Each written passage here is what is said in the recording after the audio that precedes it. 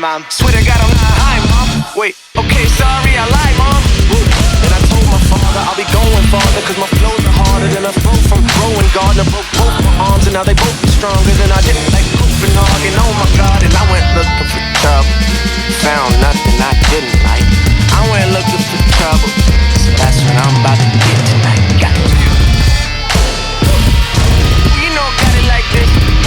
We know party like this. Taking shots at the bar like Swish. Damn. We know got it like this. We know party like this. Taking shots at the bar like Swish. Tell them you never know. I just don't wanna listen.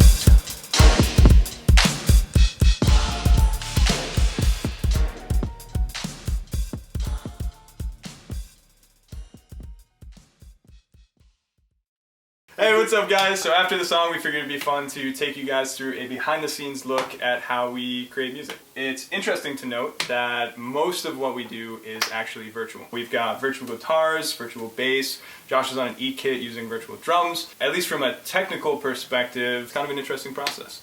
I'd give you a walkthrough of what I'm using on the computer to make what you just heard, and I'll kind of run through some of the parts and some of the ideas I had for them. If you guys have been following us for any length of time, you can obviously tell that Josh and I love making metal music. Kind of grew up making it. Something I think we'll always do. It's an absolute blast for us to do. And the first thing that comes to mind with metal music is guitars. I actually use FL Studio as a digital audio workstation, which is kind of like a host program to host other programs and create music in. What I'm using to create guitars is a program called Shreddage.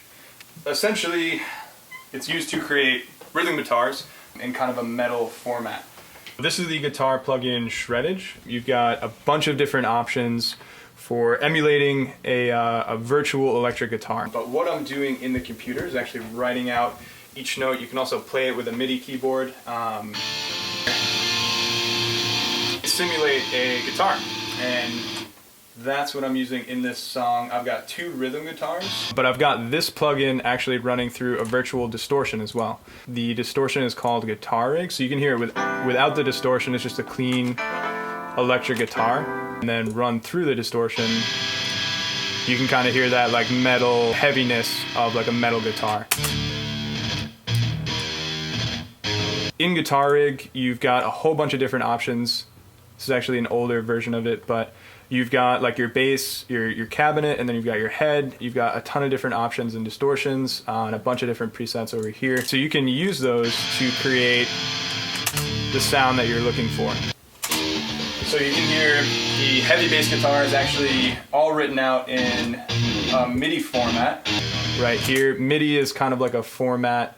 It's in a piano roll of kind of, you can write out each note that you're looking for. The velocity of each note, so like how hard you're hitting it, is right down here. And that'll dictate like whether it's a palm mute, whether it's a sustained note, a tremolo. All of the different things that a guitar can do can all be written out right here. You can see I can edit the length, add in various notes kind of where I want them, drag and drop. Essentially recreating a guitar with a computer. So kind of fascinating there. So I've got the two bass guitars, and then I've actually got a higher ambient guitar. I've got a second version of Shreddage that's actually just caked in reverb. And I used that to create the higher guitar you hear in the chorus and in the intro as well.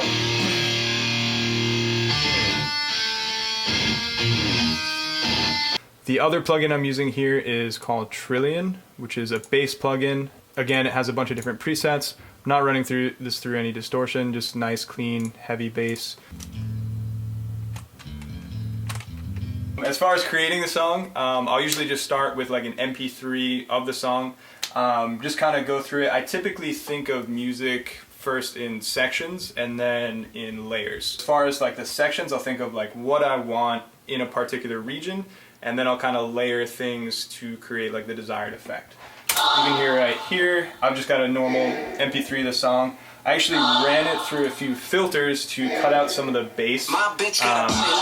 and really focus on the vocals of the song and keep in some of the choir. So once I kind of isolated the vocals and the choir, I kind of went in with the guitar and was able to create a few different sections. I wanted to open with like a pretty heavy breakdown, just kind of fitting the feel of the song. Kind of introduce like the main melody of the song in that first opening high ambient guitar.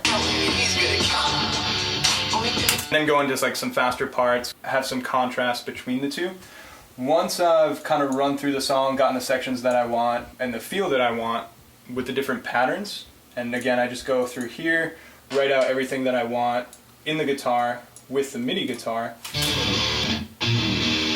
So I actually go through note by note, creating what I want. After I've kind of run through, gotten all the sections for the song, how I want them, send it over to Josh. He writes his parts on the drums, which are all MIDI as well. He's playing them and they're going to a virtual drum kit, and then he bounces those as an MP3. So you can see those MP3s right here. And then I'll take each one and mix it into the song. So you can see I've got like the bass drum right here, I've got the snare drum, toms, hi-hat, kind of all of Josh's drum parts. Run each one of those to kind of mix them through. Basically, I don't add too much to the drums. What I'm doing here is just equalizing them a little bit. So on like the bass drum, I boosted the low end and the high end a little bit. What I'll also do is add in compression. What compression does is it essentially squeezes everything down to make it a uniform volume. So kind of messing with the dynamics a little bit. Got the snare. On the toms, same thing, compression and EQ. Not really adding a whole bunch of effects, but just kind of getting everything to blend with the song. And once it all comes together, I'll export it into Pro Tools to master it. And then we've got a created song.